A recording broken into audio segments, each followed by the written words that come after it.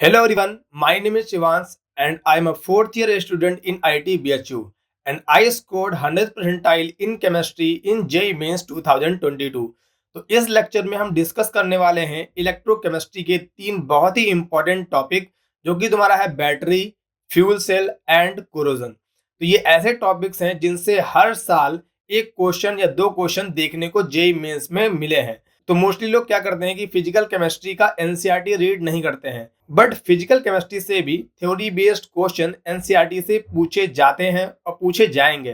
तो तुमने बहुत सारे लेक्चर्स देखे होंगे बहुत सारे टीचर्स के, तो अगर बात करूं कि आखिर इस लेक्चर में ऐसा तुमको क्या डिफरेंट मिलने वाला है, तो जो पहला सबसे इंपॉर्टेंट पॉइंट है कि इस लेक्चर में मैं तुमको ऐसे तरीके बताऊंगा जिससे तुम चीजों को इजीली लर्न कर सकते हो और उनको कई दिनों तक याद रख सकते हो। और दूसरा इंपॉर्टेंट पॉइंट ये है कि मैंने दो तीन सोर्सेस के पीआईक्यूज को पहले अच्छे से एनालाइज किया है, क्योंकि क्या होता है जनरली कुछ ऐसे साइट्स होते हैं जहाँ पे कुछ क्वेश्चन मिसिंग होते हैं, कुछ साइट्स पे कुछ क्वेश्चंस मिसिंग होते हैं। तो मैंने दो तीन सोर्सेज यूज किए हैं ताकि कोई भी क्वेश्चन जो जेईई में आया हो और वो छूट ना जाए। और कुछ ऐसे भी क्वेश्चन जेईई मेंस में आते हैं जो एनसीईआरटी में नहीं होते हैं, तो वो सारे क्वेश्चन भी मैंने कवर किए हैं और उनके पीछे कॉन्सेप्ट भी मैंने लेक्चर में बताया है। और ये लेक्चर देखने के बाद तुमको एनसीईआरटी पढ़ने की नीड नहीं होगी, क्योंकि इस लेक्चर में मैंने एनसीईआरटी के वो सारे पॉइंट्स जहां से वो क्वेश्चन पूछ सकता है वो सारे भी मैंने इस लेक्चर में अच्छे से कवर कर दिए हैं। तो यहाँ पे तुम देख सकते हो मैंने एक टेबल बना दी है जितने भी क्वेश्चन अभी तक 2002 से लेकर 2025 तक अभी तक जेईई मेंस में पूछे गए हैं। तो तुम देख सकते हो हर साल एक क्वेश्चन जरूर इन टॉपिक से पूछा गया है रिसेंट ईयर्स में, और कुछ कुछ टॉपिक से तो 2 से 3 बार क्वेश्चन रिपीट हुए हैं। और ऐसा भी है कि जैसे मान लो जो मैंने पीआईक्यू सोर्स यूज किया है उस सोर्स में जैसे अगर कोई क्वेश्चन रिपीट हुआ है उसी ईयर में तो वो 2 बार नहीं लिखते हैं, वो तुमको एक ही बार क्वेश्चन देते हैं। तो ऐसा भी हो सकता है कि इसमें से कई ऐसे भी क्वेश्चन हों जो मल्टीपल शिफ्ट में रिपीट हुए हों। तो अब हम स्टार्ट करते हैं बैटरी से। तो तुमको पता होगा कि जो तुम्हारी इलेक्ट्रोकेमिकल सेल्स होती हैं वो दो टाइप की होती हैं, एक तुम्हारी गैल्वेनिक सेल होती है और एक होती है इलेक्ट्रोलिटिक सेल। तो गैल्वेनिक सेल क्या होती है? तो गैल्वेनिक सेल क्या करती है, केमिकल एनर्जी को इलेक्ट्रिकल एनर्जी में कन्वर्ट करती है, और इलेक्ट्रोलिटिक सेल इलेक्ट्रिकल एनर्जी को केमिकल एनर्जी में कन्वर्ट करती है। तो बैटरी भी क्या है, a galvanic cell where the chemical energy of a redox reaction is converted into electrical energy. तो जब भी कोई रिएक्शन होती है तो उस रिएक्शन से जो एनर्जी निकलती है तो उस रिएक्शन से रिलीज हुई एनर्जी को इलेक्ट्रिकल एनर्जी में कन्वर्ट करने का काम करती है एक गैल्वेनिक सेल। तो बैटरी भी क्या है, एक टाइप की गैल्वेनिक सेल है। तो बैटरीज को मेजरली 2 टाइप्स में डिफरेंशिएट किया गया है। पहला तुम्हारा क्या है, प्राइमरी बैटरी, दूसरा तुम्हारा क्या है, सेकेंडरी बैटरी। और प्राइमरी बैटरी और सेकेंडरी बैटरी में डिफरेंस की बात करें तो प्राइमरी बैटरी वो बैटरी होती है जो कि केवल एक बार ही यूज की जा सकती है, उनको हम दोबारा चार्ज नहीं कर सकते। वही अगर सेकेंडरी बैटरी की बात करें तो वो रिचार्जेबल होती हैं, उनको हम मल्टीपल टाइम्स यूज कर सकते हैं। और तुमको मैं एक चीज और बता दूं कि जो जो लाइन से क्वेश्चन जेईई मेंस में आए हैं उनको मैंने ग्रीन कलर से कर दिया है। तो प्राइमरी बैटरीज में हमें 2 बैटरीज दी गई हैं। पहला तुम्हारा है ड्राई सेल या भी उसको लैकलाइन सेल भी बोलते हैं, और दूसरा तुम्हारा क्या है, मरकरी सेल। वही सेकेंडरी बैटरी में तुम्हारे पास एक है लेड स्टोरेज बैटरी एंड अगला है निकल कैडमियम सेल। तो तुम्हारी एनसीईआरटी में यूज दिए हुए हैं कि कहाँ तुम्हारा ड्राई सेल कहाँ यूज होता है, मरकरी सेल कहाँ कहाँ यूज होता है और लेड स्टोरेज बैटरी कहाँ यूज होती है। इस पे एक मैच द फॉलोइंग आया था जिसमें एक तरफ यूज लिखा हुआ था और दूसरी साइड लिखा हुआ था कि कौन सी बैटरी है। तो देख सकते हो ये ड्राई सेल तो तुमने देखा ही होगा, ये क्लॉक्स में मेनली यूज होता है, ट्रांजिस्टर्स में यूज होता है। तुमने ये भी सेल्स देखे होंगे तुम्हारे वॉचेस में, जो तुम्हारी हैंड वॉच होती हैं, और तुम्हारे घर में बैटरी जो रखी होगी वही तुम्हारी क्या है, लेड स्टोरेज बैटरी है। तो ये तुम्हारी क्या है, ये तुम्हारी एक इलेक्ट्रोकेमिकल सीरीज है। ठीक है, यहाँ पे मैंने इसलिए लिखा है क्योंकि जब तुमको मैं समझाऊंगा कि बैटरी में एनोड पे कौन सी रिएक्शन होगी, कैथोड पे कौन सी रिएक्शन होगी, तो उसके लिए एक इंपॉर्टेंट पॉइंट है जो तुमको पता होना चाहिए। ठीक है, तो मैं ये एक्सपेक्ट करके चल रहा हूँ कि तुमको कुछ नहीं पता है, इसीलिए मैं तुमको बता रहा हूँ, वरना ये अगर कोई तुम लेक्चर देखोगे तो ये स्टार्टिंग में बताया जाता है। ठीक है, तो क्या होता है जब भी तुम्हारा रिडक्शन पोटेंशियल दिया होता है तो जिसका रिडक्शन पोटेंशियल ज्यादा होता है ना उसका हमेशा रिडक्शन होता है, और जो दूसरा होता है जिसका कम होता है रिडक्शन पोटेंशियल उसका क्या होता है, ऑक्सीडेशन होता है। इसीलिए मैं ये लिख रखा है कि जिसका ज्यादा होगा, ठीक है, रिडक्शन पोटेंशियल, उसका क्या होगा, रिडक्शन होगा, और जिसका कम होगा उसका क्या होगा, ऑक्सीडेशन होगा। और एक बहुत इंपॉर्टेंट पॉइंट है कि एनोड और कैथोड क्या होते हैं। तो एनोड पॉजिटिव चार्ज या कैथोड नेगेटिव चार्ज, ऐसा डेफिनेशन तुमको याद होती है, बट ये गलत है। ठीक है, तो एनोड का मेन डेफिनेशन ये है कि एनोड वो इलेक्ट्रोड होता है जहां पे क्या होता है, ऑक्सीडेशन, और कैथोड वो इलेक्ट्रोड होता है जहां पे क्या होता है, रिडक्शन होता है। ठीक है, तो ये बहुत ही सिंपल है कि सिंपल सी बात है, अगर किसी का रिडक्शन पोटेंशियल ज्यादा है, रिडक्शन पोटेंशियल मतलब क्या, उसकी रिड्यूस होने की टेंडेंसी ज्यादा है, तो वो रिड्यूस होगा और दूसरा क्या होगा, ऑक्सीडाइज। तो इस टेबल में मैंने सब कुछ लिख दिया है। ठीक है, तो इस टेबल में मैंने जो भी चीजें लिखी हैं, अब उनको हम याद कैसे करेंगे पहले वो देख लेते हैं, फिर हम इस टेबल पे वापस से आएंगे। तो सबसे पहले तुमको ये ध्यान रखना कि कौन कौन से मेटल्स बैटरी में यूज होते हैं। ठीक है, तो सबसे पहले कैसे तुम ध्यान रखोगे, तो D10 कॉन्फ़िगरेशन मतलब कि तुम्हारा जो ग्रुप नंबर 12 होगा, कौन कौन से, जिंक, कैडमियम एंड मरकरी, ये 3 मेटल हो गए। ठीक है, हमारा क्या है, फुल फील्ड कॉन्फ़िगरेशन। और एक हाफ फील्ड वाला कौन होता है, Mn। ठीक है, पीरियड नंबर 4 का एलिमेंट। उसके अलावा तुमको एक और ध्यान रखना है, कौन सा, निकल। तो पहले इतना हो गया। ठीक है, अब सबसे पहले बात करते हैं ड्राई सेल की। तो ड्राई सेल की बात करें, तुमको पता है कि एनोड पे क्या होने वाला है, बताया तुमको मैंने कि एनोड पे हमेशा क्या होता है, ऑक्सीडेशन होता है, और कैथोड पे क्या होता है, रिडक्शन होता है। ठीक है, तो जो तुम्हारी प्राइमरी सेल है वहां पे क्या कॉमन होता है, प्राइमरी सेल में दोनों जगह कॉमन क्या होता है, जिंक। तो ऑक्सीडेशन अगर बात करें, तुमको पता है जो तुम्हारा इलेक्ट्रोकेमिकल सीरीज है वो जिंक हाइड्रोजन के नीचे आता है। ये अगर तुम्हारा दूसरा सेल कौन सा है, मरकरी सेल है, मरकरी सेल मतलब उसमें मरकरी होने वाला है। ठीक है, और मरकरी हाइड्रोजन के ऊपर आता है, यानी जो जिंक है वो नीचे है, मतलब जो ऑक्सीडेशन होने वाला है वो किसका होने वाला है, कंफर्म से जिंक का ही ऑक्सीडेशन होने वाला है। तो अगर जिंक का ऑक्सीडेशन होगा तो जिंक की तुमको पता है दो ही स्टेट पॉसिबल है, या तो वो जीरो में होगा जब एलिमेंटल फॉर्म में, या तो जिंक 2+, क्योंकि S4s में 2 इलेक्ट्रॉन होते हैं, 2 इलेक्ट्रॉन देके वो 2+ में चला जाता है। तो एनोड पे होने वाला है ऑक्सीडेशन, यानी कंफर्म से एनोड पे क्या रिएक्शन होने वाली है, यहाँ पे जिंक होगा, वो कन्वर्ट होगा किसमें, Zn2+ में, और वो 2 इलेक्ट्रॉन रिलीज करेगा। और तुमको पता भी है कि इलेक्ट्रॉन अगर निकलता है तो उस प्रोसेस को क्या बोलते हैं, ऑक्सीडेशन। ठीक है, इस चीज का ध्यान रखना कि एनोड पे ऑक्सीडेशन होता है, कैथोड पे रिडक्शन, तो तुम कभी भी क्वेश्चन को गलत नहीं करोगे। अब बात करें कैथोड पे, तो कैथोड पे Mn का कोई कंपाउंड होने वाला है। ठीक है, तुमको पता है कैथोड पे रिडक्शन, तो अब ये कंफर्म है कि जो यहाँ पे Mn होने वाला है थोड़ा हायर ऑक्सीडेशन स्टेट में होने वाला है, तभी वो लोअर में जाएगा।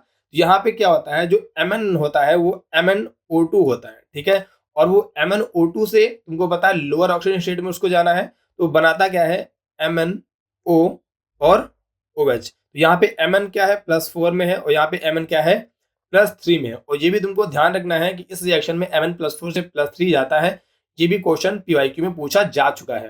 तो अगर तुमको ये चार्ज निकालना नहीं पता है तो उसके लिए तुमको पहले रिडॉक्स रिएक्शंस का लेक्चर अच्छे से देखना होगा, उसका मेरा पहला वाला लेक्चर देख लेना, जिससे तुम चार्ज निकालना सीख जाओगे कि आखिर हम चार्ज कैसे निकालते हैं। और सिमिलरली बात करें मरकरी सेल की, वहां भी एनोड पे होने वाला, यहाँ तुम्हारा जिंक होगा और यहाँ से बनाएगा Zn2+। ठीक है, अब देखो एक इंपॉर्टेंट चीज, यहाँ पे जो तुम्हारा ड्राई सेल होता है वहां पे तुम्हारा इलेक्ट्रोलाइट होता है अमोनियम क्लोराइड। ठीक है, यानी इसका कहीं ना कहीं तो यूज होना है। वही तुम्हारा इसमें इलेक्ट्रोलाइट कौन होता है, पोटेशियम हाइड्रोक्साइड, तो इसमें ये यूज होना है।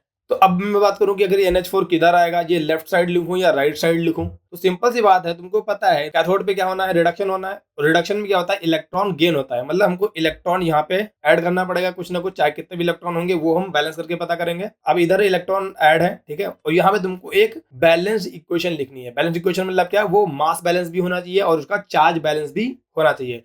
अब सिंपल सी बात, अगर तुमने इलेक्ट्रॉन इधर लिखा है तो जिसपे प्लस का चार्ज होगा उसको किधर लिखना पड़ेगा, लेफ्ट हैंड साइड में, इसलिए यहाँ पे क्या होगा, NH4+ इधर आ जाएगा। ठीक है, और ये NH4+ है, यही यहाँ पे H देगा, तो इसलिए ये कन्वर्ट हो जाएगा NH3 में। अब एक प्रॉब्लम आती है कि यहाँ पे अमोनिया गैस निकली है, अगर अमोनिया गैस निकलेगी तो वहां क्या हो सकता है, जो तुम्हारा सेल है वो ब्रेक हो सकता है। तो कोई गैस अगर निकल रही है तो इस गैस का यूज होना भी जरूरी है। तो ये जो NH3 है वो Zn2+ के साथ मिलकर एक कॉम्प्लेक्स कंपाउंड बनाता है, ZnNH3 का होल 4 2+। ये बात भी एनसीईआरटी में लिखी हुई है। तो देखो मैंने कितनी इजीली ड्राई सेल की रिएक्शंस लिख ली। अब बात करते हैं मरकरी सेल की। तुमको पता है मरकरी सेल है, ठीक है, तो उसमें कंफर्म से मरकरी तो होने वाला है, यानी Hg होने वाला है, और Hg का ऑक्सीडेशन स्टेट क्या होता है, +2 होता है। और कैथोड है तो कैथोड पे रिडक्शन होना है, यानी Hg2+ ही होना चाहिए, यानी यहाँ पे क्या होगा, Hg2+ में होगा, और ये कन्वर्ट हो जाएगा किसमें, Hg में, तभी ये 2+ से कहाँ चला जाएगा, 0 में। अब एक चीज और कि Hg है तो जनरली किस फॉर्म में एग्जिस्ट करेगा, HgO। ठीक है, तो यहाँ पे ऑक्साइड होता है, यहाँ भी ऑक्साइड होता है, यहाँ पे MnO2 होता है, यहाँ पे क्या होता है, HgO होता है। सिंपली अब तुम याद रख सकते हो क्योंकि तुमको रिडक्शन कराना है, इसलिए HgO होगा। अब एक चीज और, यहाँ पे तुम्हारा इलेक्ट्रोलाइट क्या है, KOH-। ठीक है, मैंने तुमको क्या बताया था कि चार्ज बैलेंस और मास बैलेंस का होना कंपलसरी है। अब मेरी बात ध्यान से सुनना, वहां पे क्या था, NH4+ था, इसीलिए हमने उसको इधर लिखा था, ताकि NH4+ लिखेंगे तो हमको इलेक्ट्रॉन इधर लिखना पड़ेगा ताकि हमारा नेट चार्ज बैलेंस होना चाहिए। सिमिलरली अब हमारे पास क्या है, OH माइनस है, तो अब हम OH माइनस को इधर नहीं इधर लिखेंगे। क्यों? क्योंकि अगर हम OH माइनस इधर लिखेंगे तभी हम यहाँ पे इलेक्ट्रॉन लिख पाएंगे। और तुमको पता है कैथोड पे होना रिडक्शन, रिडक्शन मतलब क्या होता है, गेन ऑफ इलेक्ट्रॉन। तो यहाँ पे तुम्हारा इलेक्ट्रॉन का आना है, यानी इसका मतलब OH इधर होगा और इलेक्ट्रॉन इधर होंगे। अब देखो रिएक्शन को मास बैलेंस भी करना है, तो अगर यहाँ पे H आया है, हाइड्रोजन आया है, तो इधर भी हाइड्रोजन होना चाहिए, यानी इधर क्या लेंगे हम, वाटर।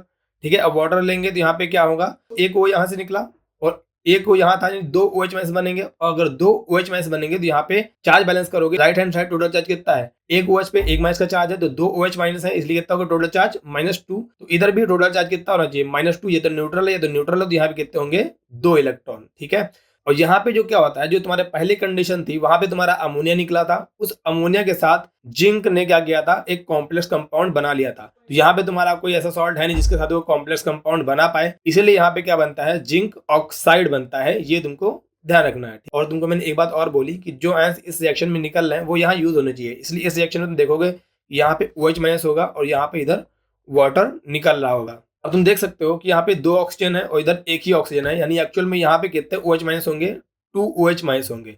और अगर 2 OH माइनस होंगे तो यहाँ पे नेट चार्ज कितना हो गया इधर, -2 का, तो इधर कितना लिखने पड़ेगा हमको, 2 इलेक्ट्रॉन्स। तो तुमने देखा कि हमने कितनी इजीली एनोड और कैथोड पे होने वाली रिएक्शंस को लिख लिया। और इस तरह से अगर तुम पढ़ोगे तो तुम कभी इसको भूलोगे नहीं कि एनोड पे क्या होने वाला है और कैथोड पे क्या होने वाला है। तो अब इस टेबल को देख लेते हैं, आखिर टेबल में क्या क्या बातें लिखी हुई हैं। तो पहला तो तुम्हारा वही लिखा हुआ है कि एनोड, ठीक है, तो एनोड पे तुमको पता है ऑक्सीडेशन वाला वहां जिंक होने वाला है, यानी जिंक इंटरनल जो होता है उसमें वो एनोड होता है। और जो तुम्हारा जो कैथोड होता है वो किसका बना होता है, कार्बन का, ग्रेफाइट का। दोनों ही केस में, चाहे ट्राई सेल हो चाहे तुम्हारा मरकरी सेल हो, जो तुम्हारे ये MnO2 होते हैं, ZnO होते हैं, ये इसके सराउंडिंग में होते हैं। तो ट्राई सेल का लिखा हुआ है कि 1.5 वोल्ट इसका वोल्टेज होता है। तो ये याद रखना, अभी तक ये जेईई मेंस में पूछा नहीं गया है, बट इन फ्यूचर पूछा जा सकता है। और वहां पे इलेक्ट्रोलाइट क्या होता है, NH4Cl एंड ZnCl2। ठीक है, और यही NH4Cl का NH4 प्लस वाला आयन इस वाली रिएक्शन में यूज होता है। और यहाँ पे जो अमोनिया बनता है, यहाँ पे जो Zn2 प्लस बनता है, वो मिलके कॉम्प्लेक्स कंपाउंड बनाते हैं ZnNH3 का +2। ओके भाई, अगर मरकरी सेल की बात करें तो उसका जो वोल्टेज होता है 1.3 वोल्ट होता है। और इस मरकरी सेल का एक सबसे बड़ा एडवांटेज ये है कि इसका जो वोल्टेज है वो कांस्टेंट रहता है। क्यों? क्योंकि इसमें रिएक्शन में तुमने देखा कि जो आयंस एनोड पे बन रहे थे वो कैथोड में यूज हो जा रहे थे, या फिर बोलूं कि जो आयंस कैथोड पे बन रहे थे वो एनोड पर होने वाली रिएक्शन में यूज हो जा रहे थे। इसीलिए इस बैटरी का वोल्टेज क्या रहता है, कांस्टेंट रहता है, वो बदलता नहीं है। भाई अगर तुम इन ड्राई सेल्स की बात करो तो वो तुम्हारे क्या होता है, उनका वोल्टेज बदलेगा, क्योंकि यहाँ पे तुम्हारा एक दूसरा कंपाउंड का फॉर्मेशन हो रहा है, वो पाइल अप होगा। और एक पॉइंट लिखा हुआ कि ये मरकरी सेल क्या होती हैं, ये लो करंट डिवाइस होती हैं। ठीक है, और यहाँ पे तुम्हारा इलेक्ट्रोलाइट क्या होता है, KOH एंड ZnO। तो अब बात करते हैं लेड स्टोरेज बैटरी की। ठीक है, तुमको फिर से पता है कि एनोड पे होने वाला है ऑक्सीडेशन एंड कैथोड पे होने वाला है रिडक्शन। तो एनसीईआरटी में जो रिएक्शंस दी हैं वो डिस्चार्जिंग के दिए हैं। अगर चार्जिंग रिएक्शन देने बोलेगा तो तुम जस्ट क्या कर दोगे, उसका उल्टा कर दोगे। ठीक है, तो तुमको पता है कि एनोड पे होने वाला है ऑक्सीडेशन और कैथोड पे होने वाला है रिडक्शन। तो ये लेड स्टोरेज बैटरी है तो उसमें लेड का होना तो कंपलसरी है। तो तुमको पता होगा कि लेड की 3 पॉसिबिलिटीज है कि लेड या तो 0 में होगा एलिमेंटल फॉर्म में, या तो लेड +2 में होगा, या तो लेड +4 में होगा। ये 3 ऑक्सीडेशन स्टेट्स हैं जो लेड की एग्जिस्ट करती हैं। ठीक है, और due to inert pair effect जो इसका +2 वाला है वो ज्यादा स्टेबल होता है एज कंपेयर टू +4, ये तुमको पता होगा। एनोड पे तो होने वाला ऑक्सीडेशन, यानी कंफर्म से यहाँ पे क्या होने वाला है, पहले Pb, और कैथोड पे होने वाला है रिडक्शन, यानी यहाँ पे क्या होने वाला है, लेड का कोई ऑक्साइड जो कि कहाँ हो, ज्यादा ऑक्सीजन स्टेट में हो, ताकि वो लोअर पे आ जाए, यानी कहाँ होगा यार, Pb+4 में। Pb+4 वाला कंपाउंड क्या होगा, PbO2। यहाँ पे लेड किस में हो गया, +4 में। अब कैथोड पे होना है रिडक्शन और एनोड पे होना है ऑक्सीडेशन, यानी एनोड तुम्हारा Pb से कहा जाएगा Pb2+ में,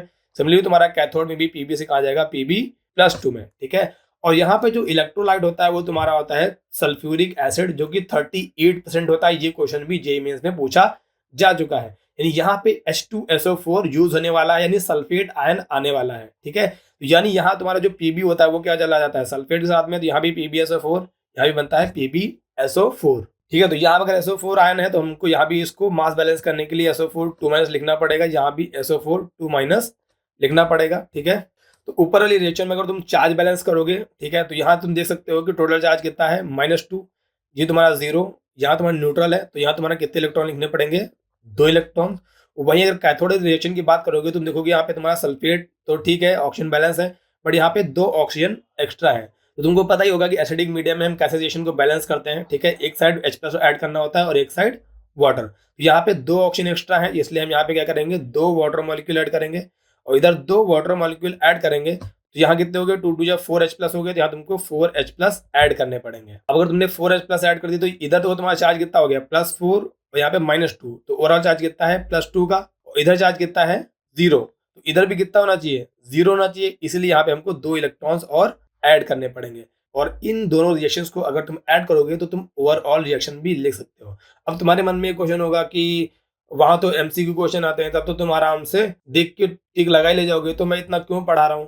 तो देखो क्या होगा, कुछ क्वेश्चन ऐसे भी आए हैं जहां पे उसने बोल दिया है कि जो तुम्हारा लेड स्टोरेज बैटरी है उसमें जो कैथोड वाली रिएक्शन उसने बोल दी कि वहां पे रिएक्शन हो रही है, ठीक है, उसमें कितना इलेक्ट्रिसिटी हम दें तो कितना प्रोडक्ट बनेगा, मतलब इस टाइप वाले जो क्वेश्चन आए हैं, ठीक है, तो वो तुम तभी कर सकते हो अगर तुमको पता होगा एग्जैक्टली कि कैथोड या एनोड पे कौन सी रिएक्शन होती है।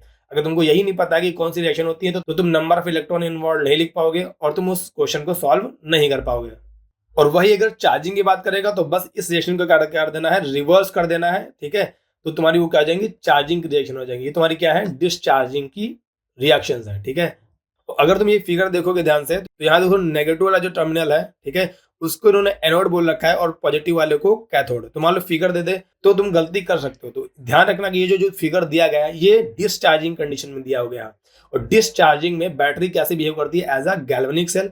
और गैल्वेनिक सेल होगा तो एनोड पे होगा क्या, ऑक्सीडेशन। वो एनोड क्या होता है, नेगेटिवली चार्ज होता है गैल्वेनिक सेल में, और कैथोड क्या होता है, पॉजिटिवली चार्ज होता है। और लास्ट तुम्हारा सेल कौन सा है, निकल कैडमियम सेल, ठीक है। तो इस सेल के बारे में ज्यादा कोई डिटेल नहीं है, सिर्फ इसकी एक ओवरऑल रिएक्शन दी है।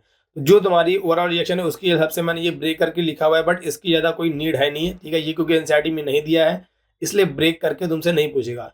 बट तुमको ओवरऑल रिएक्शन पता होनी चाहिए कि कौन सा कंपाउंड ऑक्सीडाइज होता है, कौन सा कंपाउंड रिड्यूस होता है।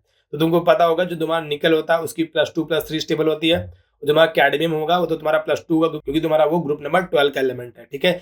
जहाँ पे क्या होता है, जो एनोड पे होता है ऑक्सीडेशन होता है, इसलिए कैडमियम 0 से +2 में जाता है, और तुम्हारा जो निकल होता है उसका क्या होता है, रिडक्शन होता है, जो कि इसीलिए तुम्हारा वो क्या जाएगा, +3 से कहाँ जाएगा, +2 ऑक्सीडेशन स्टेट में चला जाता है। तो तुम याद रख सकते हो कि तुम्हारा एनोड होता है, ठीक है, वो तुम्हारा लेड का बना होता है, और जो तुम्हारा कैथोड होता है उसमें क्या होता है, ग्रिड ऑफ लेड होता है, ठीक है, लेड की ग्रिड्स होती हैं, और उसमें क्या होता है, PbO2 वहां पे पैक्ड होता है। और बाकी तुम्हारी यहाँ पे वही रिएक्शंस लिखी हुई हैं, और यहाँ पे लिखा हुआ 38% H2SO4 होता है, जो कि तुम्हारा एक बार जेईई मेंस में पूछा भी जा चुका है। ये निकल कैडमियम बैटरी की ओवरऑल रिएक्शंस हैं, ये भी तुम ध्यान रखना, तुम आराम से इसको ले सकते हो। कैडमियम में है तो तुमको पता है ऑक्सीडेशन हो रहा है तो CDO बनेगा, यहाँ पे NiOH होल से NiOH का होल टू H बनेगा, ठीक है।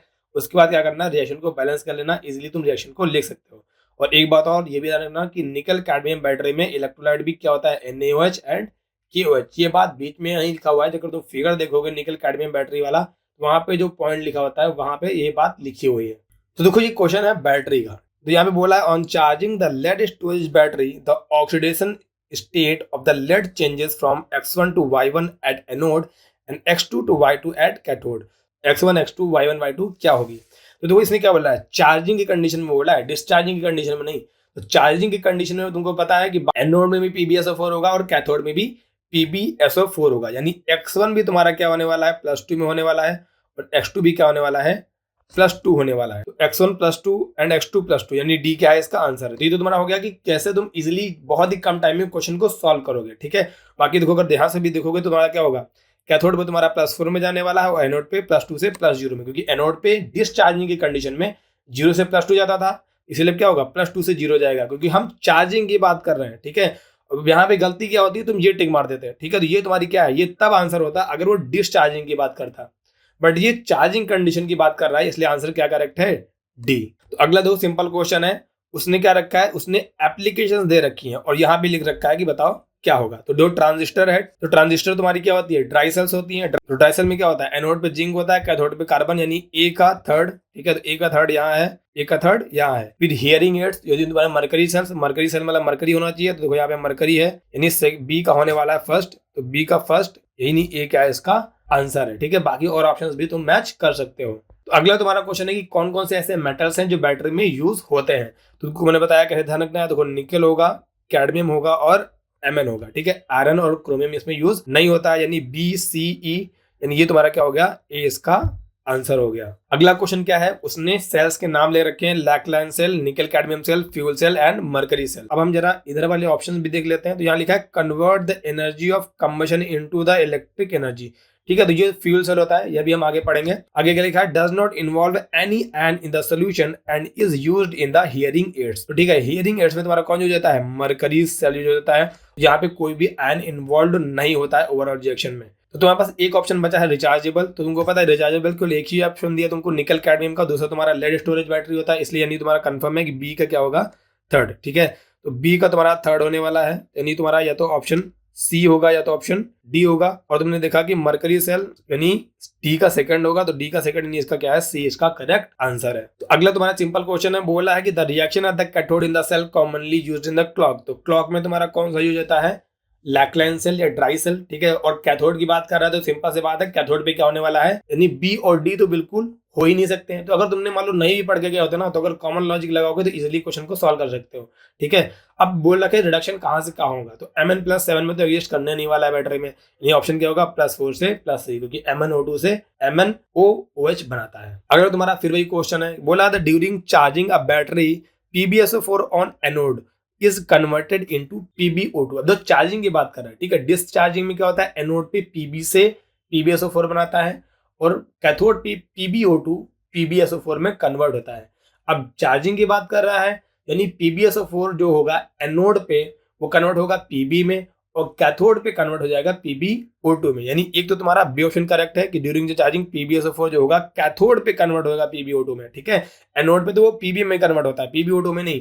अगला ऑप्शन सी तुम्हारा क्या है कि जो लेड स्टोरेज बैटरी होता है उसमें ग्रिड ऑफ लेड होता है जो कि पैक्ड होता है विद PbO2 और ये एक्ट करता है एज अ एनोड। अब देखो यहाँ तुम इतना देकर टिक मार दोगे, तो अगर तुमने इतना सा पढ़ के टिक लगा दिया तो तुम्हारा क्या हो जाएगा, गलत हो जाएगा, क्योंकि यहाँ क्या लिखा है एज एनोड। तो एनोड पे तो PbO2 होता ही नहीं है, एनोड पे क्या होता है, Pb होता है, ठीक है। नहीं, ये तुम्हारा ऑप्शन क्या है, गलत है, ठीक है। अगला ऑप्शन क्या है, तुम्हारा जो लेड स्टोरेज बैटरी है उसमें 38% H2SO4 होता है, तो ये ऑप्शन तुम्हारा सही है, यानी बी एंड डी ए इसका आंसर था। तो यहाँ तुम्हारी स्टाइल में रिएक्शंस दी हैं, यहाँ पे कुछ प्रॉपर्टीज लिखी है, लिखा है primary battery, discharging of secondary battery, charging of secondary battery and fuel cell, ठीक है।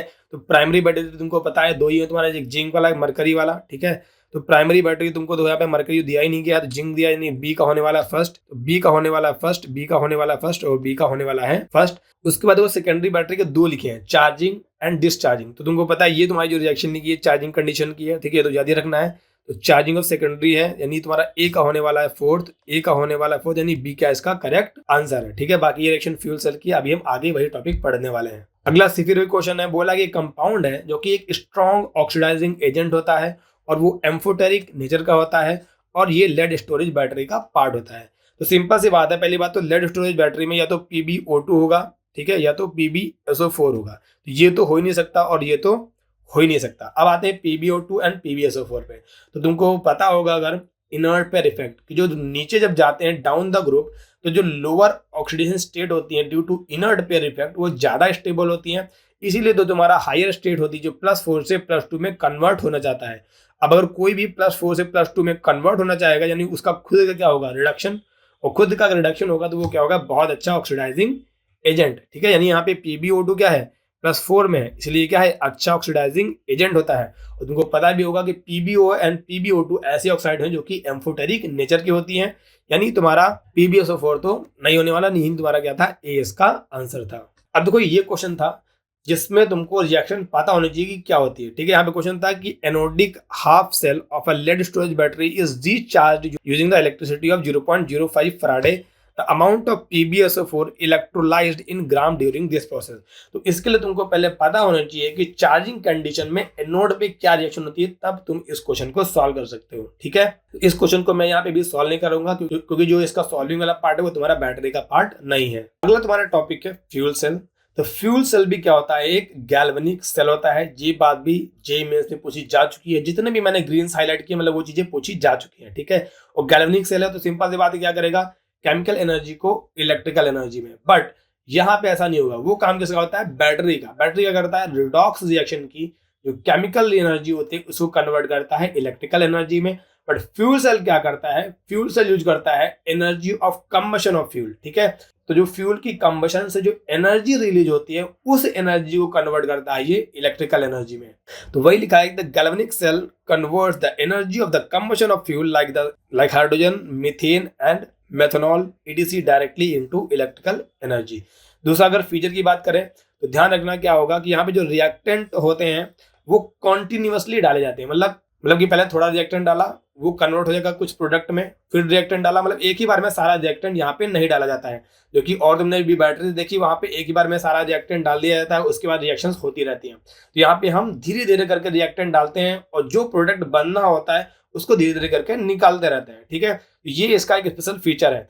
और दूसरी बात क्या है जी, इको फ्रेंडली है, इसमें कोई भी पॉल्यूशन नहीं होता है, ठीक है। तो तुम्हारे एनसीईआरटी में एक फ्यूल सेल दी है H2 and O2 fuel cell, ठीक है। तो सबसे पहले इसका यूज ध्यान रखना है कि हम इसको यूज करते हैं कहाँ, अपोलो स्पेस प्रोग्राम में। ये तुमने भी देखा होगा, जो पीछे हमने पीआईक्यू किए वहां पे ये ऑप्शन में था, ठीक है।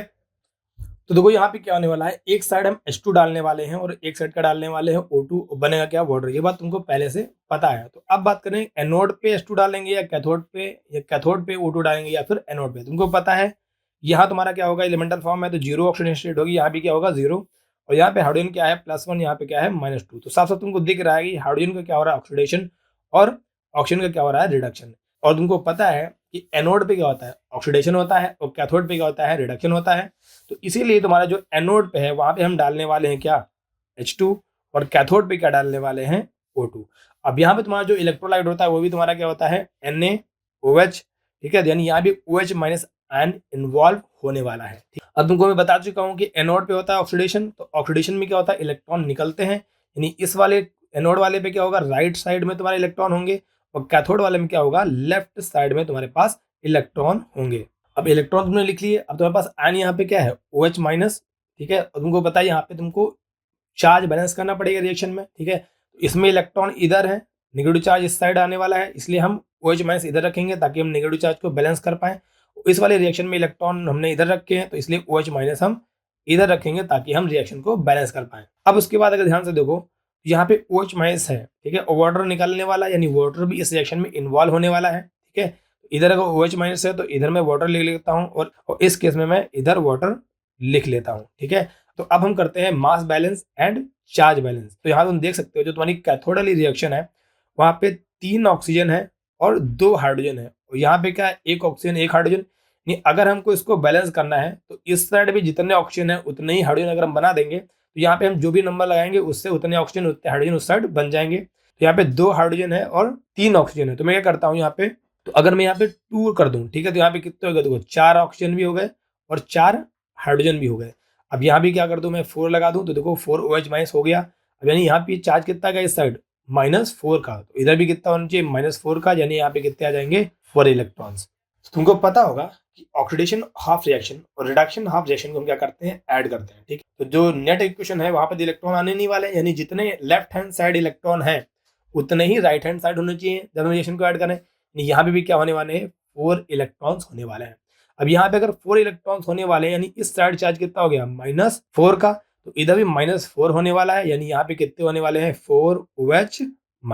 अब देखो इधर अगर 4 OH- है तो पहले अब देखो ऑक्सीजन को बैलेंस कर लो, क्योंकि यहाँ तो हाइड्रोजन है, ठीक है। तो पहले हम उसको बैलेंस करते हैं जिसमें मल्टीपल एटम होते हैं, क्योंकि जो सिंगल एटम है जैसे यहाँ पे केवल हाइड्रोजन है, तो इसमें हम कोई भी नंबर में, अगर कोई भी नंबर बाद में ऐड करेंगे तो उससे कोई और इफेक्ट नहीं होगा, ठीक है। इसीलिए हम पहले ऐसे को बैलेंस करते हैं जिसमें क्या हो, मल्टीपल एटम्स हो। तो दो यहाँ पे कितने हैं, 4 ऑक्सीजन है, तो यहाँ पे कितने हैं, एक ही ऑक्सीजन है, तो यहाँ पे मैं 4 कर लेता हूँ, तो 4 ऑक्सीजन बैलेंस हो गए। तो इधर देखो कितने हैं, 8 हाइड्रोजन एटम्स, इधर देखो 4 यहाँ पे हैं, हमको 4 और चाहिए, 4 दो यहाँ पे 6 हैं, तो आराम से मैं यहाँ पे 2 कर दूंगा, तो आराम से इधर भी 8 हाइड्रोजन हो गए।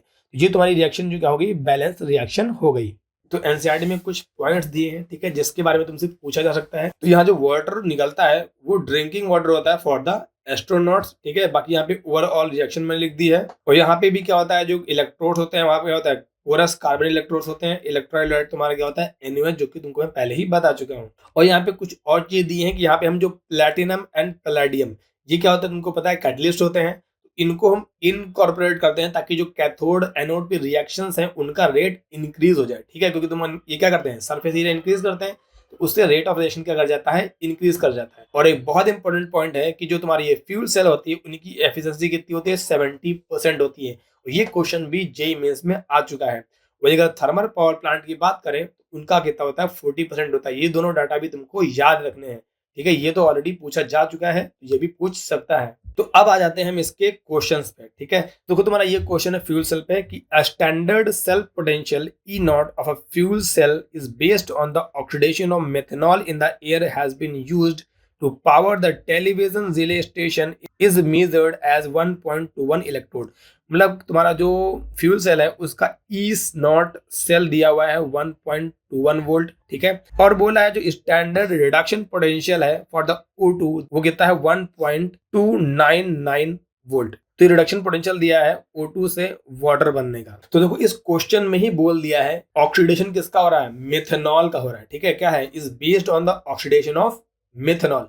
यानी एनोड पे जो क्या होने वाला है, मेथनॉल का ऑक्सीडेशन, और कैथोड पे क्या होने वाला है, O2 का रिडक्शन, जो कि तुम्हारा H2 और O2 फ्यूल सेल में भी हुआ था, ठीक है। तो अब आते हैं इसके ऑप्शन पे। तो जो हमारा पहला ऑप्शन है उसमें तुम क्या किया, उसने CO2 से CH3OH बनाने का ई नॉट पूछा है, ठीक है। तो वो तुम्हारा कैलकुलेशन का पार्ट है, ठीक है। वही तुम आराम से कर सकते हो। तुमको अगर पता होगा कि ई सेल क्या होता है, ई राइट माइनस ई लेफ्ट, ठीक है। तो ई राइट मतलब रिडक्शन वाला, ई लेफ्ट मतलब ऑक्सीडेशन वाला। तुमको पता है रिडक्शन O2 का होने वाला है, ठीक है। यानी यहाँ तुमको क्या लिखना पड़ेगा 1.229 माइनस, ये तुमको पता करना है, ठीक है, रिडक्शन पोटेंशियल। और यहाँ पे तुम्हारा क्या होगा 1.21 जो कि तुमको ऑलरेडी गिवन है, ठीक है। तो ई जो एल आएगा तुम्हारा क्या आएगा 1.299 माइनस 1.21। तो इसको तुम सॉल्व करोगे तुम्हारे पास आ जाएगा 0.019 वोल्ट। तो ये क्या हो जाएगा 19 मिली वोल्ट, ठीक है। तो रिडक्शन पोटेंशियल तुमको मिल जाएगा कि 19 मिली वोल्ट आएगा। नहीं तो ए इसका करेक्ट आंसर था। तो यहाँ पे तुमको मैं बहुत ही बढ़िया ट्रिक बताता हूँ। देखो तो यहाँ पे मैं क्या करूंगा, कभी भी मैं डायरेक्ट पहले ही ऑप्शन पढ़ के सॉल्व करने नहीं बैठूंगा, पहले मैं सारे ऑप्शंस पढ़ूंगा। हो सकता है मुझे सॉल्व ही ना करना पड़े। तो देखो अगला ऑप्शन क्या लिखा है, बोला है कि O2 फॉर्म होगी एनोड पे। तुमको साफ साफ पता है कि O2 क्या होने वाला है, रिडक्शन। O2 तो फॉर्म होने से रही है एनोड पे। नहीं, ये बी ऑप्शन तो क्या है, गलत है। अगला बोला है कि जो रिएक्टेंट होते हैं वो एक ही बार में हम डाल देते हैं, तो ऐसा भी गलत है। मैं पहले ही बता चुका हूँ कि फ्यूल सेल में हम धीरे धीरे करके रिएक्टेंट डालते हैं, जो प्रोडक्ट होता है उसको धीरे धीरे निकालते रहते हैं, यानी ये भी गलत है। अगला बोला है कि जो मेथनॉल है उसका रिडक्शन हो रहा है किस पे, कैथोड पे। ये भी बिल्कुल गलत है, क्योंकि ये तो क्वेश्चन में ही दिया है कि मेथनॉल का क्या हो रहा है, ऑक्सीडेशन हो रहा है। और मेथनॉल का ऑक्सीडेशन कहाँ होगा, एनोड पे। ये भी क्या है, गलत है। तो सही आंसर क्या था, ए इसका करेक्ट आंसर था। तो अगला तुम्हारा सिंपल क्वेश्चन है, बोला है कि फ्यूल सेल है, ठीक है, hydrogen oxygen as a fuel उसने यूज किया है। 5 ऑप्शन तुम्हारे पास दिए हैं। तो पहला ऑप्शन क्या है, स्पेसशिप में यूज होता है, बिल्कुल सही बात है, ठीक है, हमने देखा। फिर तुम्हारा इसकी एफिशिएंसी होती है 40%, तो वो गलत लिखा हुआ है। जो थर्मल पावर प्लांट होता है उसकी 40% होती है, ठीक है। इसकी क्या होती है 70%, यानी ये गलत हो गया। अगला बोला है कि एल्यूमिनियम को एज अ कैटलिस्ट यूज करते हैं, तो वहां पे क्या लिखा हुआ था, प्लैटिनम एंड पैलेडियम को यूज करते हैं, ये भी क्या है, गलत है। इको फ्रेंडली होता है, बिल्कुल सही बात है, क्योंकि इसमें पॉल्यूशन नहीं होता है। ये भी पॉइंट मैंने ऑलरेडी कवर कर दिया था। अगला पॉइंट तुम्हारा क्या है, ये है कि एक्चुअली क्या होती है, गैल्वेनिक सेल होती है। तो सिंपल सी बात है, कोई बैटरी हो या फिर कोई फ्यूल सेल होती है, वो सारी सारी क्या होती है, गैल्वेनिक सेल ही होती हैं इन डिस्चार्जिंग कंडीशन। यानी ये भी क्या है, सही है। यानी ऑप्शन क्या था, ADE। करेक्ट ऑप्शन इसका क्या था, डी। अगला बोला है कि जो हाइड्रोजन ऑक्सीजन फ्यूल सेल होती है उसमें कंबशन ऑफ हाइड्रोजन अकर होता है to produce high purity water. तो देखो हमारा जो फ्यूल सेल होता है उसका मेन एम वाटर प्रोड्यूस करना नहीं, इलेक्ट्रिसिटी प्रोड्यूस करना। यानी ये क्या होगा, तुम्हारा गलत हो गया।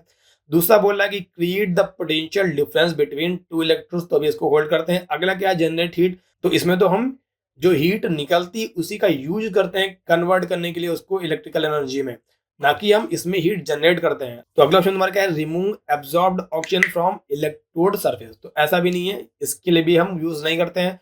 और बी ऑप्शन तुम्हारे पास क्या था, create the potential difference between two electrode. तो सिंपल सी बात है, अगर हमको गैल्वेनिक सेल बनानी है तो जब तक इलेक्ट्रोड पे पोटेंशियल डिफरेंस नहीं होगा तब तक करंट फ्लो नहीं करेगी, चार्ज फ्लो नहीं करेगा, तो कैसे कोई सेल बन सकता है, ठीक है। इसीलिए इलेक्ट्रोड्स पे पोटेंशियल डिफरेंस का जनरेट होना कंपलसरी है, ठीक है। इसलिए 20 का क्या था, करेक्ट आंसर था। तुम्हारा अगला टॉपिक है कोरोजन, ठीक है। तो कोरोजन एक ऐसा टॉपिक है जिसमें कुछ पॉइंट्स एनसीईआरटी से पूछे गए हैं और कुछ पॉइंट जो एनसीईआरटी में नहीं दिए गए हैं बट क्वेश्चन पूछा गया है, ठीक है। जो चीजें एनसीईआरटी में नहीं दी है उसके बारे में पूछ लिया है। तो इसमें मैंने सारे पॉइंट्स कवर कर दिए हैं। तो यहाँ देखो मैंने सबको ग्रीन कर दिया, यानी सारी लाइंस क्या है, PYQ से हैं। तो अगर बात करें कोरोजन की, तो कोरोजन भी एक इलेक्ट्रोकेमिकल फिनोमिना होता है। जैसे मान लो तुम्हारा आयरन है, ठीक है, तो उसका कोई एक पार्ट एज अ एनोड काम करेगा, तो दूसरा पार्ट एज अ कैथोड काम करेगा। वहां पे एक क्या बन जाएगा, गैल्वेनिक सेल बन जाएगा। तभी तो तुम्हारा एनोड पे ऑक्सीडेशन होगा, यानी कुछ मेटल होंगे, वो मेटल आयन में कन्वर्ट होंगे, तभी वो क्या होंगे, क्रूड हो पाएंगे। ठीक है, इसलिए क्या होता है, कोरोजन भी एक इलेक्ट्रोकेमिकल फिनोमिना होता है। तुम्हारे वहां पे क्या होगा, मेटल होगा, ऑक्सीडाइज होगा by the loss of electron. तुमको पता है कि ऑक्सीडेशन में क्या होता है, लॉस ऑफ इलेक्ट्रॉन होता है। और ये जो इलेक्ट्रॉन निकलेगा वही हेल्प करेगा O2 को रिड्यूस करने में, क्योंकि तुमको पता है कि रिडक्शन में क्या होता है, इलेक्ट्रॉन यूज होते हैं, इलेक्ट्रॉन गेन होता है, तो O2 क्या करेगा, वही इलेक्ट्रॉन को लेगा खुद रिड्यूस होने के लिए। अभी हम इसकी रिएक्शंस भी देखेंगे। अगला पॉइंट क्या लिखा है कि जो प्योर Fe है वो एज अ एनोड काम करेगा, और जो इम्प्योर Fe है वो क्या करेगा, एज अ कैथोड। ठीक है, जो प्योर आयरन होता है वो एज अ एनोड काम करता है, जो इम्प्योर होता है वो एज अ कैथोड काम करता है। अगला पॉइंट तुम्हारा बहुत इंपॉर्टेंट है, कई बार पूछा गया है कि जो कोरोजन होता है वो इंक्रीज हो जाता है एसिडिक मीडियम में।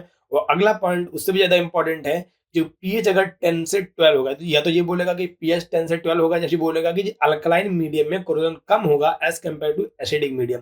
तो अल्कलाइन मीडियम में क्या होता है ना, उसकी हाइड्रोक्साइड बना लेता है आयरन। ये जो हाइड्रोक्साइड लेयर होती है वो एज अ प्रोटेक्शन काम करने लगती है। ठीक है, तो ये बात ध्यान रखना कि एसिडिक मीडियम में तुम्हारा कोरोजन फास्ट होता है as compare to alkaline medium. तो यहाँ पे थोड़ा कुछ कोरोजन के बारे में लिखा है, जैसे तुम्हारा आयरन हो गया। ठीक है, तो आयरन में क्या होता है, जो कोरोजन जब होता है तो वहां पे एक रेडिश ब्राउन कोटिंग बनती है। वही सिल्वर में क्या होता है, ब्लैक कलर की कोटिंग बनती है। वही कॉपर और ब्रॉन्ज में क्या होता है, ग्रीन कलर की कोटिंग बनती है। तो तुमने देखा होगा कि जो मम्मी लोग होती हैं उनका जो सिल्वर का कोई भी ज्वेलरी होता है उस पर ब्लैक कलर की कोटिंग आती है, फिर मम्मी लोग उसको साफ कराने जाती हैं, ठीक है, ज्वेलर्स के पास में। वो जो ब्लैक कलर की कोटिंग होती है वो AgS यानी सिल्वर सल्फाइड गैस होती है। जो तुम्हारा जो रेडिश ब्राउन कोटिंग आयरन पे होती है वो तुम्हारा ferric oxide dot something water की गैस होती है। ठीक है, और ये जो तुम्हारा जो कोरोजन ऑफ आयरन होता है उसी को हम क्या बोलते हैं, रस्टिंग बोलते हैं। अगला तुम्हारा बहुत इंपॉर्टेंट चीज है कि रस्टिंग के लिए क्या क्या इंपॉर्टेंट है। तो रस्टिंग के लिए एक तो तुम्हारा इंपॉर्टेंट चीज क्या है, जिसका रस्टिंग होना है वो तो चाहिए पहली बात तो। और उसके अलावा तुम्हारे पास क्या होना चाहिए, वाटर होना चाहिए। ठीक है, क्योंकि वाटर ताकि आयंस का मूवमेंट हो सके। और O2 होना चाहिए, अगर ऑक्सीजन नहीं होगा तो फिर कोरोजन नहीं हो सकता। ठीक है, ऑक्सीजन, क्योंकि ऑक्सीजन ही क्या होता है, रिड्यूस होगा। और जैसे जैसे ऑक्सीजन रिड्यूस होगा वैसे ही वैसे क्या होगा, और आयरन वहां से निकलना शुरू करेगा। जैसे मान लो पहले क्या हुआ, कुछ आयरन से आयरन आयरन बने, इलेक्ट्रॉन निकले। अब वहां पे इलेक्ट्रॉन क्या होगा, पाइलअप, वहां पे इलेक्ट्रॉन इकट्ठा होना शुरू हो जाएंगे, उसके बाद रिएक्शन रुक जाएगी। तो कोई ऐसा भी तो होना चाहिए जो उस इलेक्ट्रॉन को यूज करे, ताकि जैसे वो इलेक्ट्रॉन को यूज कर लेगा कोई, तो फिर से इलेक्ट्रॉन और बनना चाहेगा। इसलिए क्या करेगा, जो O2 होगा वो उसके लिए एज अ कैटलिस्ट काम करता है। ठीक है, और रिएक्शन को फॉरवर्ड लेके जाता है। इसलिए O2 क्या है, कंपल्सरी है अगर हमको कोरोजन कराना है। और तीसरा, अगर तुम्हारा एसिडिक मीडियम हुआ तो वो तो सोने पर सुहागा वाला काम हो गया। ठीक है, क्योंकि एसिडिक मीडियम में और ज्यादा रिएक्शन फास्ट हो जाती है। ठीक है, तो अब बात करें एसिडिक मीडियम आखिर ग्रेड कैसे होता है। तो एक तो एनसीईआरटी में लिखा है कि तुमको पता है नेचर में तुम्हारे पास क्या CO2 है और तुम्हारे पास वाटर होगा। तो वाटर और CO2 मिलकर क्या बना सकते हैं, कार्बोनिक एसिड H2CO3। तुमको पता भी होगा कि जब भी कभी किसी भी रिएक्शन में हम कार्बोनिक एसिड बनाते हैं तो बहुत ज्यादा अनस्टेबल होता है, इसलिए वाटर प्लस CO2 में उसको हम ब्रेक कर देते हैं। तो बस कुछ चांसेस हैं कि वाटर प्लस CO2 बन के थोड़ी देर के लिए अगर H2CO3 बन गया, वो H2CO3H प्लस यूज करेगा, वो तुम्हारा कोरोजन में यूज हो सकता है। और तुम्हारा कहाँ से तुमको मिलेगा एसिडिक मीडियम, तो तुमको पता है नेचर होता है, नेचर में पॉल्यूशन होता है। ठीक है, पॉल्यूशन में क्या होगा, तुम्हारे नाइट्रोजन ऑक्साइड्स होंगी, सल्फर ऑक्साइड्स होंगी। तो वही तुमको पता भी होगा कि जो तुम्हारा सल्फर ऑक्साइड है उसी से H2SO4 बनता है, जो तुम्हारा नाइट्रोजन ऑक्साइड है उसी से HNO3 बनता है। यानी ये भी कैसा कैसा काम करेंगे, एज अ एसिड काम करेंगे फॉर द कोरोजन। तो तुमको पता है एनोड पे होने वाला है ऑक्सीडेशन और कैथोड पे होने वाला है क्या, रिडक्शन। रिडक्शन किसका होगा, O2 का, और ऑक्सीडेशन किसका होगा, Fe का। तो ऑक्सीडेशन होगा तो Fe किस में कन्वर्ट हो जाएगा, Fe2+ में पहले वो कन्वर्ट हो जाएगा। अब अगर Fe2+ में कन्वर्ट होगा तो यहाँ पे क्या करेगा, वो इलेक्ट्रॉन रिलीज करेगा। अभी मैं इसको बैलेंस नहीं कर रहा हूँ।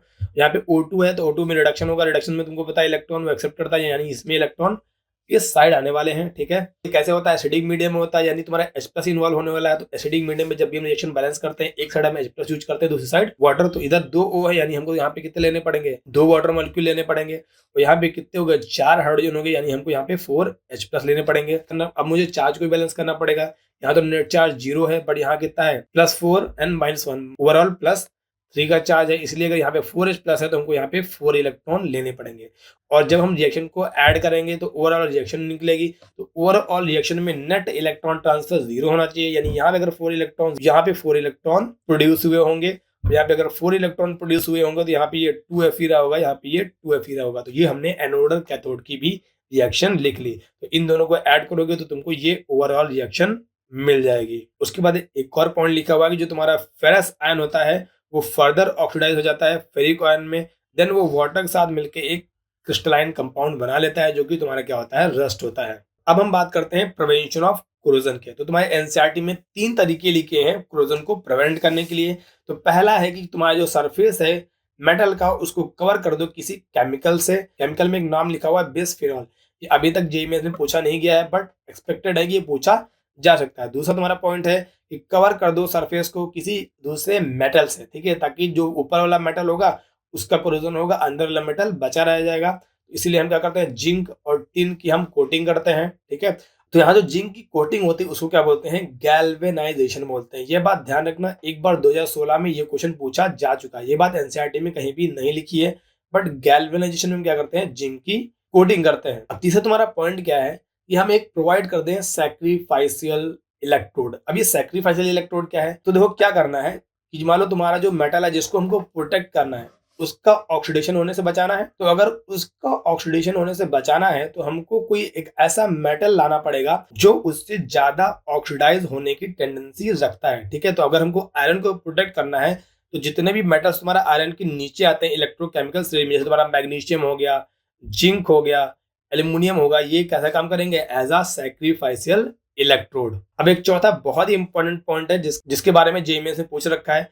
दो क्या होता है कि अगर हम कोटिंग करेंगे आयरन की किसी एक ऐसे मेटल से जो उससे ज्यादा रिएक्टिव होगा। अब ज्यादा रिएक्टिव मतलब क्या, कि उसका जो रिडक्शन पोटेंशियल है वो आयरन से क्या होना चाहिए, कम होना चाहिए, ठीक है। क्योंकि जिसका रिडक्शन पोटेंशियल ज्यादा होता है उसका रिडक्शन होता है। तो अगर हमको आयरन का प्रोडक्ट करना है तो अब हम एक ऐसा मेटल लेंगे जिसका रिडक्शन पोटेंशियल इससे क्या होना चाहिए, कम होना चाहिए। तो अगर इससे कम होगा तो इसका रिडक्शन होगा और इसका ऑक्सीडेशन, यानी क्रोड कौन होगा, ये वाला मेटल क्रोड होगा, ठीक है। तो जब भी हम किसी ऐसे मेटल से उसको कोट करेंगे जिसका रिडक्शन पोटेंशियल आयरन से कम है तो वो उसको क्या करेगा, प्रोटेक्ट करेगा, क्योंकि वो खुद एज अ सैक्रिफाइशियल इलेक्ट्रोड की तरह काम करेगा। अब एक बहुत इंपॉर्टेंट पॉइंट है, एक बात हमारे जेईई में पूछा गया था कि अगर हम टिन की कोटिंग करते हैं तो अगर वो कोटिंग टूट जाती है तो क्या तब भी वो उसको कोरोजन से प्रोटेक्ट करता रहेगा, तो ये गलत होगा, ठीक है। तो ध्यान रखना, अभी तक ये क्वेश्चन ये नहीं पूछा गया कि कौन सा मेटल होगा ताकि वो प्रोटेक्ट होता रहे। तो वो कॉन्सेप्ट ये है कि अगर हम किसी ऐसे मेटल से कोटिंग करते हैं जिसकी रिएक्टिविटी जिस मेटल को हम कोट कर रहे हैं उससे ज्यादा है, ठीक है, वो एज अ सैक्रिफाइशियल इलेक्ट्रोड काम करेगा। अगर कोटिंग टूट भी जाती है तब भी वो उसको प्रोटेक्ट करता रहेगा। और अगर तुमने किसी ऐसे मेटल से कोटिंग की है जो उससे लेस रिएक्टिव था, ठीक है, तो जैसे ही कोटिंग टूट जाएगी तो तुम्हारा जो अंदर वाला जो मेटल होगा वो तुम्हारा एनवायरमेंट के एक्सपोजर में आ जाएगा, वो क्रोड होने लगेगा, ठीक है। इसीलिए अगर टिन की कोटिंग करोगे तो वो क्रोड होने लगेगा अगर तुम्हारी कोटिंग टूट जाती है। बट अगर आयरन को तुम मैग्नीशियम, जिंक, एल्यूमिनियम से कोट करोगे तो वो एज अ सैक्रिफाइशियल इलेक्ट्रोड काम करेंगे। तो कोटिंग अगर टूट भी जाएगी तब भी वो उसको प्रोटेक्ट करेंगे, क्योंकि जो कुछ एटम्स होंगे उन मेटल्स के जिनको तुमने कोट किया था वो अब भी आयरन के ऊपर होंगे। वही पॉइंट यहाँ पे लिखा हुआ है। तो गैल्वेनाइजेशन क्या होता है, कोटिंग विद द जिंक। ये बात एक बार 2016 में पूछी गई है, ठीक है। अब देख लेते हैं इसके क्वेश्चन जो अभी तक आए हैं। बोला है कि corrosion is an electrochemical phenomena, ठीक है। तो बिल्कुल सही बात है, कोरोजन एक इलेक्ट्रोकेमिकल फिनोमिना है जहाँ पे pure metal as a anode काम करता है, impure metal as a cathode, यानी ये ट्रू है। अगला तो क्या बोल रखा है कि जो रेट ऑफ कोरोजन होता है वो अल्कलाइन मीडियम में ज्यादा होता है as compare to acidic medium. तो गलत है, एसिडिक मीडियम में ज्यादा होता है, यानी पहला तुम्हारा ट्रू है और दूसरा तुम्हारा क्या है, फॉल्स, यानी सी इसका करेक्ट आंसर है। तो अगला तुम्हारा क्वेश्चन है कि कौन सा इनकरेक्ट है। तो लिखा है कि the coating of iron surface by the tin prevent the rusting even if the tin coating is piling of. मतलब अगर कोटिंग निकल भी गई हो तब भी प्रिवेंट करेगा, तो गलत है। तो वही मेटल्स कोटिंग टूटने के बाद उसको प्रिवेंट कर सकते हैं कोरोजन से जो उससे ज्यादा रिएक्टिव होंगे, ठीक है। तो टिन उससे कम रिएक्टिव होता है, इसके लिए तुमको इलेक्ट्रोकेमिकल सीरीज याद होनी चाहिए, उसका हल्का आइडिया होना चाहिए। नहीं, ए इसका क्या था, करेक्ट आंसर था, ठीक है, क्योंकि कोटिंग टूट जाएगी तो कोरोजन होने लगेगा।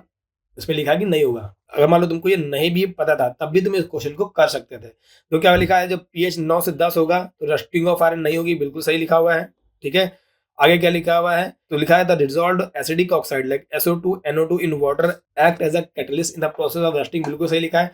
जो तुम्हारा SO2 होता है, NO2 होता है, वही वाटर के साथ मिलके HNO3, nitric acid, H2SO4 sulphuric acid बनाते हैं और तुमको पता है एसिडिक मीडियम में रस्टिंग बहुत ही फास्ट होती है, यानी ये भी क्या है, सही लिखा हुआ है। तो अगला तुम्हारा पॉइंट है डी वाला कि जो रस्टिंग ऑफ आयरन होती है उसमें एक इलेक्ट्रोकेमिकल सेल का सेटअप होता है, तो बिल्कुल सही लिखा है।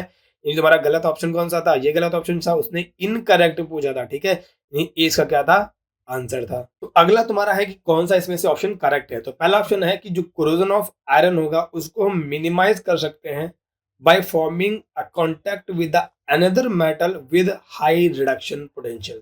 अब देखो ये ऑप्शन क्या है, गलत है। क्यों? उसने बोल रखा है कि ऐसे से कनेक्ट करना है जिसका रिडक्शन पोटेंशियल ज्यादा होगा। तो अगर तुम आयरन, तुमने यहाँ है तुम्हारा, अगर तुम किसी ऐसे से कनेक्ट करते हो मेटल से जिसका रिडक्शन पोटेंशियल ज्यादा है, तो इसका क्या होगा, जिसका रिडक्शन पोटेंशियल ज्यादा उसका रिडक्शन होगा, और उसका रिडक्शन मतलब इसका क्या होगा, ऑक्सीडेशन होगा। तो ये तो गलत हो गया, इसका ऑक्सीडेशन हमको नहीं चाहिए ना। तो इसीलिए हम क्या करते हैं, हम ऐसा मेटल लेते हैं जिसका रिडक्शन पोटेंशियल आयरन से कम होना चाहिए। ये आंसर तो नहीं है। अगला ऑप्शन क्या है कि आयरन कोरोड इन ऑक्सीजन फ्री वाटर, तो बिल्कुल गलत है। ऑक्सीजन का होना कंपलसरी है, तभी आयरन कोरोड होगा। अगला ऑप्शन क्या है, corrosion of iron can be minimised by forming an impermeable barrier at its surface, तो बिल्कुल सही लिखा है कि पेंट अगर कुछ भी इम्परमेबल बैरियर लगा देते हैं ताकि जो तुम्हारा ऑक्सीजन है, वाटर है, वो तुम्हारा आयरन के डायरेक्ट कांटेक्ट में ना आ पाए, तो कोरोजन नहीं होगा। यानी सी क्या है, करेक्ट आंसर है। अगला बोलो क्या था, iron corrodes more rapidly in the salt water because it electrochemical potential is higher, ठीक है, तो ऐसा कुछ नहीं होता है, ठीक है, सॉल्ट से कुछ खास फर्क पड़ने वाला नहीं, यानी ये भी ऑप्शन गलत था। तो देखो तुम्हारा 2016 में क्वेश्चन पूछा गया था कि galvanisation is applying the coating of zinc, इसका आंसर था। तो इस लेक्चर में इतना ही। लेक्चर तुम्हें कैसा लगा कमेंट में जरूर बताना, और इस लेक्चर को ज्यादा से ज्यादा स्टूडेंट तक शेयर करो ताकि वो भी जेईई मेंस में अच्छा स्कोर कर पाए। So bye bye, take care and all the best for your April attempt.